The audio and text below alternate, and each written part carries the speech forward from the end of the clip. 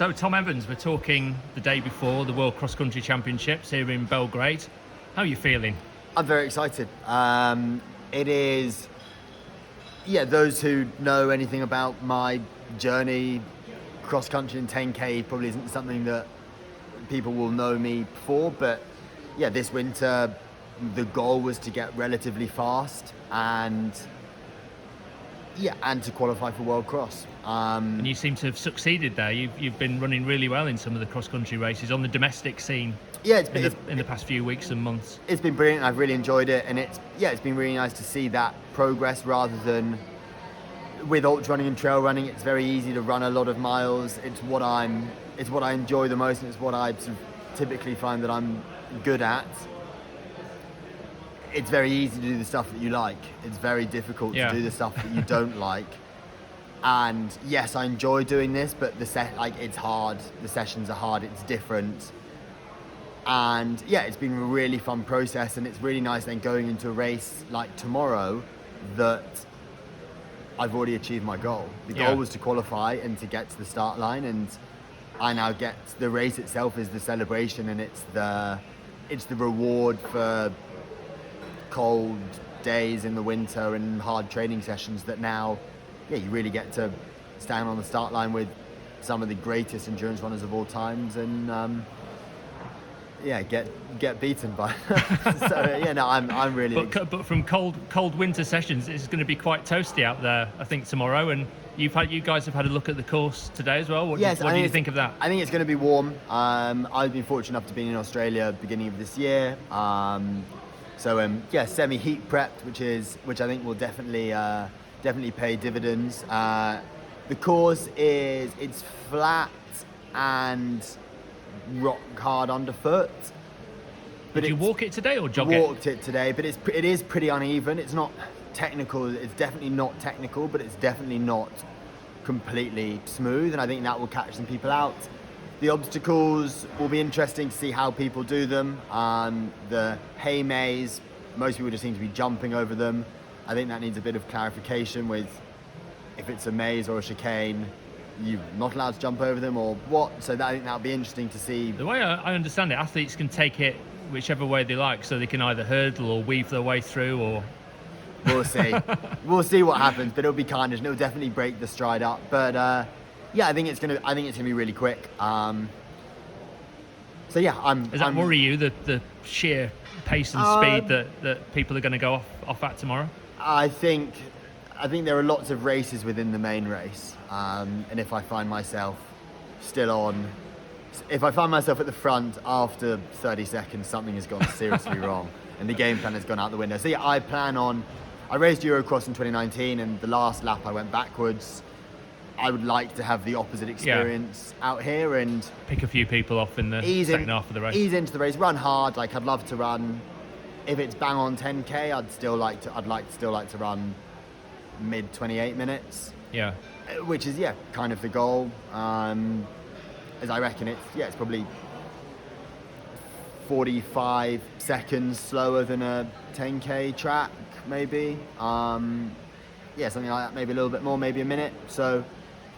Mid 28 to be brilliant. I actually think as a team, I think we've got a really good chance, not just in the senior men, but to do really well. Do I think the senior men's team are going to win? No, I don't. But do I think we can perform really well as a team and also as individuals and get a lot out of this championships? And it's amazing to be here with a relatively full team, as there are so many nations that aren't. And I think it's so important. Cross country in the UK it's the grassroots. It's where most people start. And I was going to ask you about that because the Brits have got quite a good, strong team here. There's no Germans, no Italians, Belgians, lots of nations just haven't bothered coming at all. You obviously think it's an important event. To prepare yourself for races that you've got to come later on this year, presumably more ultra races. Track runners think it's important, British track runners, to prepare for the summer. So I think it's a real shame that countries aren't represented here. And do I think that it's the perfect do I think it's the perfect prep if you want to run 5,000 meters or 10,000 meters in a couple of months? Maybe it is, maybe it isn't. But there are a lot of people who their goal this year isn't to go to Paris. And I think a lot of people are saying, oh, well, it's an Olympic year, so maybe it won't be quite as good. There are more than 3 good endurance athletes from each nation. So I think that sort of second tier, that might be enough to really bring them on, run here and then run at Europeans on the track or on the road. And I just think it's a real shame. So yeah, incredibly thankful for British Athletics for actually sending as full a team as anyone, and significantly better than a lot. And I think it really brings the junior athletes on, but then it's also a great opportunity for the senior athletes to be able to race something slightly different and learn so much, because guaranteed some of the other senior athletes, I take Will Barnicoat for example, he has got an incredible future ahead of him, and what an amazing opportunity at still as an under 23 to be able to race in the senior men's race. He'll gain a lot of experience from it that will really help him further down the line, whether that's this season or in the seasons to come, and he'll look back here in Belgrade sort of at his first world champs, and with fond memories and lessons learned, that when he's then performing on the biggest of stages, he's already learned the lessons and he's made the mistakes that you need to make in order to be the very best. So there aren't that many opportunities to race cross country at the highest level, European cross and then world champs on an international stage. And I feel we're incredibly fortunate that we have the support from British Athletics to be able to do that. And for me, it's brilliant. It's very different to ultra trail running, but it's running at the end of the day. And whether you run park runs or you run 10K or you run marathons, like it's all relative and it's all super achievable. And you think, oh, what's next? And sometimes a lot of people think, oh, what's next? I'll either want to run faster or I want to run longer. And for me, it's let's break it down. Let's simplify it a lot, rather than having to think about sort of in-race nutrition and sleep strategies and caffeine strategies. It's okay, great. It's going to be a 30 minutes. I was thinking the kind of heat that athletes have got to deal with tomorrow. I mean, that must be easy compared to the kind of problems and challenges you've had when you've done some of the ultra races. Yeah, I think so. But like you say, it's a problem and it's a challenge. And over the last couple of years, I've managed to build up a great array of different experiences from different environments, whether it's racing the half marathon world championships in Gdynia to racing Western States. There isn't another athlete that I know in running who has raced all of these different races and built up this a wealth of experience that you can use. So I can go into my sort of mental file of facts and pull out different bits of data of, oh, this is what I did for this race. Yes, it's different, but like I said, it's running. You don't need to overcomplicate it the whole time. No. Sometimes it's as simple as chuck, shorts, vest, socks and spikes, and just go. Yeah.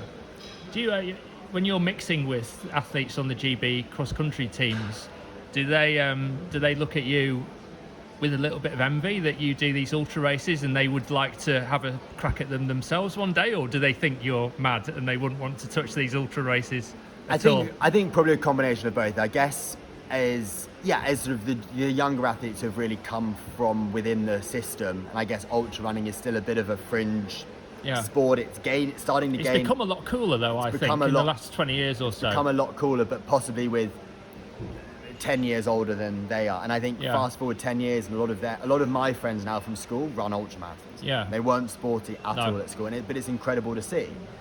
And I think that's the evolution of the sport. If you look in the UK, and parkrun's been such a huge success, but after that, where do you go? Like, you like the running, and you really like sort of not being stressed about whether you run 17 minutes or 90 minutes for a 5K.